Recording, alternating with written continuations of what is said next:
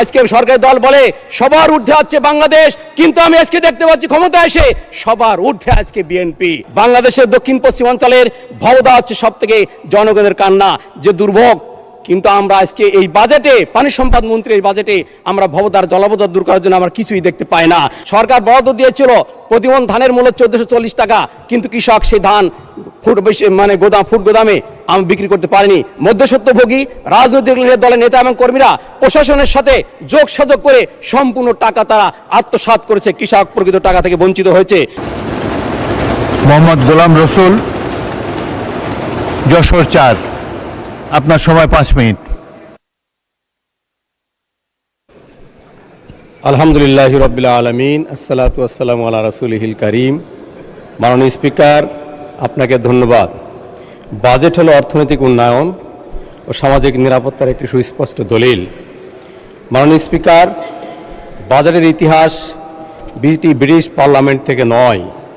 আমরা যদি মানব সৃষ্টির প্রারম্ভ থেকে দেখি তাহলে দেখতে পাবো মহান রব্বুল আলামিন যুগে যুগে নবী এবং রসুলদেরকে পাঠিয়েছেন এবং তাদেরকে বলেছেন লাকাদ আরসালনা রাসূলানা বিল বাইয়িনাত ওয়া আনজালনা মাহুমুল কিতাব ওয়াল মিজান লিয়াহকুমুন নাসু বিল কিসত। নবী রসুলদেরকে পাঠিয়েছিলেন মানব সমাজে ইনসাফ প্রতিষ্ঠার জন্যে, ন্যায় নীতি প্রতিষ্ঠার জন্যে, অর্থনৈতিক সুষম একটি বন্টনের জন্যে।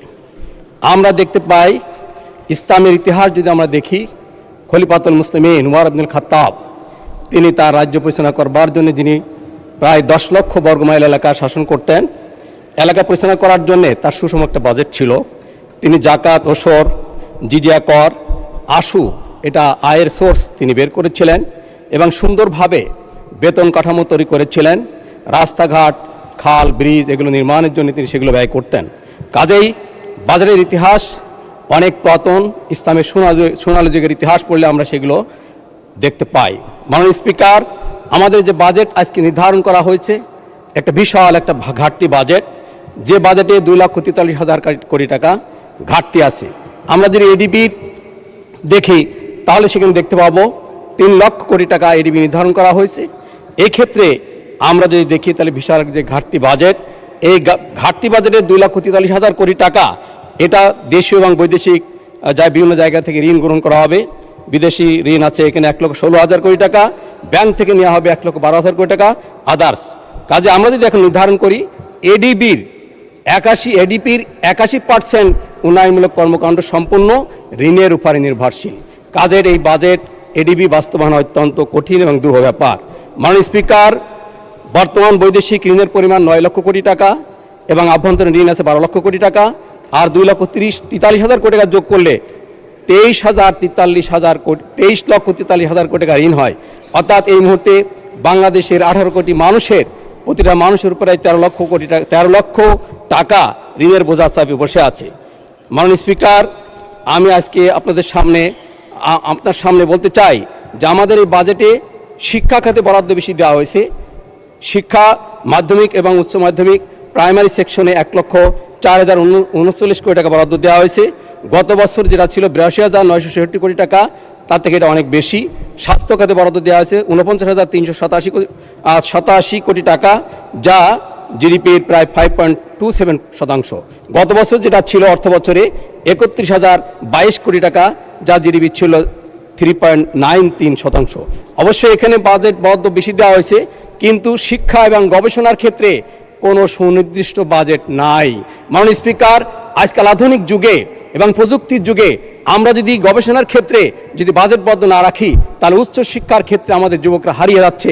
আমি বিশ্ববিদ্যালয়ের ক্ষেত্রে বিভিন্ন জায়গায় গবেষণা করতে যেয়ে দেখেছি যে গবেষণার ক্ষেত্রে বাজেট না থাকার কারণে অনেক অসচ্ছল পরিবারের বাচ্চারা যারা মেধাবী তারা গবেষণার ক্ষেত্রে ঝরে যাচ্ছে। এই জন্য আমি চাই গবেষণার ক্ষেত্রে সুনির্দিষ্ট বাজেট থাকা দরকার।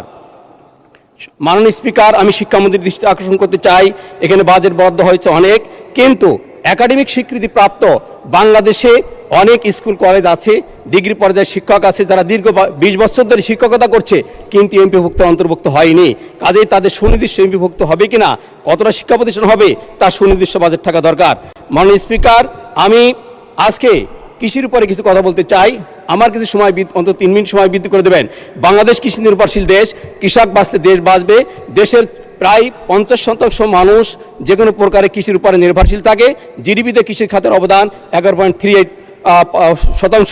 2026-27 অর্থ বছরে সামগ্রিক কৃষি খাতে বরাদ্দ ছিল 46,821 কোটি টাকা, যা বিগত 25 এবং 26 অর্থ বছরের তুলনায় 1,032 কোটি টাকা বেশি। বাজারের আকার বেড়েছে 18.73 শতাংশ, কিন্তু কৃষিখাতে এ বরাদ্দ বেড়েছে মাত্র 2.25 শতাংশ। বাজারে কৃষিখাতে বরাদ্দ হয়েছে 4.99 শতাংশ, যা গত 2025-26 অর্থ বছরের তুলনায় 0.82 শতাংশ কম। মাননীয় স্পিকার, কৃষক আজকে দিশাহারা। আজ কৃষক তার উৎপাদিত যে পণ্য তার মূল্য ঠিকমতো পায় না। মাননীয় সদস্য 2 মিনিটে আপনার বক্তব্য অনুগ্রহ করে 2 মিনিটে শেষ করুন। আমাকে একটু এলাকার কথা বলতে হবে মাননীয় ওই 2 স্পিকার। আমি মিনিটে আজকে যা বলার কৃষকের কথা যেটা আমরা বলতে চাই, দিশাহারা, কারণ তার উৎপাদিত মূল্য ঠিকমতো তারা পাচ্ছে না। বিদ্যুতের মূল্য বৃদ্ধি, জ্বালানি তেলের মূল্য বৃদ্ধির কারণে যাবতীয় দায়ভার বোঝা আজকে কৃষকের উপরে গিয়ে পড়েছে। মাননীয় স্পিকার, আমরা আজকে দেখতে পাচ্ছি সেই ক্ষেত্রে যেমন ধান ক্রয়ের ক্ষেত্রে আমাদের সরকার বরাদ্দ দিয়েছিল প্রতি মণ ধানের মূল্য 1440 টাকা, কিন্তু কৃষক সেই ধান ফুট গোদামে বিক্রি করতে পারেনি। মধ্যস্বত্বভোগী রাজনৈতিক দলের নেতা এবং কর্মীরা প্রশাসনের সাথে যোগসাযোগ করে সম্পূর্ণ টাকা তারা আত্মসাৎ করেছে, কৃষক প্রকৃত টাকা থেকে বঞ্চিত হয়েছে। মাননীয় স্পিকার, আমরা আজকে বাজারের ক্ষেত্রে বাজেট বাস্তবায়নের ক্ষেত্রে যে দুটা সমস্যা দেখতে পাই, তার একটা আছে দুর্নীতি আর একটা আছে দলীয়করণ। আজকে আমরা ফ্যাসিবাদের বিভিন্ন গুম খুম হত্যার সমালোচনা করছি, কিন্তু ফ্যাসিবাদী সরকারকে যে এসারম 1 লক্ষ কোটি টাকা দুর্নীতি করে ব্যাংকগুলো ডাকাতি করে খালি করে দিয়েছে, সেই ফ্যাসিবাদী সরকারের দোসর এসারমকে বাংলাদেশে আবার প্রতিষ্ঠা করবার জন্য মাননীয় স্পিকার সরকারি দলের সরকার মন্ত্রীরা আজকে চেষ্টা করে যাচ্ছে। এই জন্য এক মুখে 2 রকম কথা বাংলাদেশে চলে না। মাননীয় স্পিকার, আমাদের এই সংসদের যদি 350 জন সদস্য দুর্নীতির বিরুদ্ধে সবাই সচ্ছল হয়, তাহলে অবশ্যই দুর্নীতি বাংলাদেশে বন্ধ হবে। মাননীয় স্পিকার, আমরা আজকে সব জায়গায় দলীয়করণ দেখতে পাচ্ছি। আমরা যদি বেসরকারি শিক্ষা প্রতিষ্ঠানের সভাপতি বোর্ড দেখি, বিশ্ববিদ্যালয় দেখি, সরকারি কলেজ দেখি, বোর্ড বিশ্ববিদ্যালয় দেখি, প্রশাসনের সর্বক্ষেত্রে আজকে আমরা দেখতে পাচ্ছি দলীয়করণ। আজকে সরকারি দল বলে সবার ঊর্ধ্বে আছে বাংলাদেশ, কিন্তু আমি আজকে দেখতে পাচ্ছি ক্ষমতা এসে সবার ঊর্ধ্বে আজকে বিএনপি। মাননীয় স্পিকার, আমি আজকে এলাকার কাছে কথা বলতে চাই, আমাকে 1 মিনিট সময় দেবেন মাননীয় স্পিকার। বাংলাদেশের দক্ষিণ পশ্চিমাঞ্চলের ভবদা হচ্ছে সব থেকে জনগণের কান্না, যে দুর্ভোগ। কিন্তু আমরা আজকে এই বাজেটে, পানি সম্পদ মন্ত্রী এই বাজেটে আমরা ভবদার জলাবদ্ধতা দূর করার জন্য আমরা কিছুই দেখতে পাই না। ঢাকা বেনাপোল মহাসড়ক যেটা 4 লেন 6 লেন উন্নত হওয়া দরকার, কারণ এখানে বেনাপোল পোর্ট থাকার কারণে শত শত গাড়ি চলে, হাজার হাজার মানুষ যাতায়াত করে, প্রতিনিয়ত দুর্ঘটনা ঘটছে। মাননীয় স্পিকার, নোয়াপাড়া থেকে যশোর 30 কিলোমিটার পথ, এই 30 কিলোমিটারে 7টি রেলওয়ে ক্রসিং আছে, যেখানে প্রতিনিয়ত দুর্ঘটনা ঘটছে। আমরা চাই এখানে ওভারপাস করে এই দুর্ঘটনা থেকে মানুষকে বাঁচাবার একটা ব্যবস্থা করতে। মাননীয় স্পিকার, বাগারপাড়া ঐতিহাসিক শেরশাহ সড়ক, যে শেরশাহ সড়ক অবশ্যই অত্যন্ত এখন জনবহুল একটি জায়গা হয়েছে, অত্যন্ত গাড়ি ঘোড়া চলে। এই শেরশাহ সড়ক 2 লেনে উন্নীত হওয়া উচিত। নওয়াপাড়া শিল্প শহর থেকে ভৈরব নদী পার হয়ে নড়াইল পর্যন্ত যে রাস্তা 28 কিলোমিটার, এই 28 কিলোমিটার রাস্তা 2 লেনে উন্নীত হওয়া উচিত। আমরা বসুন্ধরা ব্রিজ এখনো হয়নি, গোবেরডাঙ্গা ব্রিজ হয়নি, ভৈরব নদীর উপরে শিকিরহাটে ব্রিজ প্রয়োজন। আমরা টেকের ঘাটের ব্রিজ এখনো চালু হয়নি, চিত্রা নদীর উপরে বড় ক্ষুদ্র ব্রিজ এখনো চালু হয়নি। মাননীয় স্পিকার, আমাদের 2টা উপজেলায় 2টা স্বাস্থ্য কমপ্লেক্স দ্রুত নির্মাণ হওয়া উচিত। আমাদের 2টা উপজেলায় 2টা কারিগরি শিক্ষা প্রতিষ্ঠান হওয়া উচিত।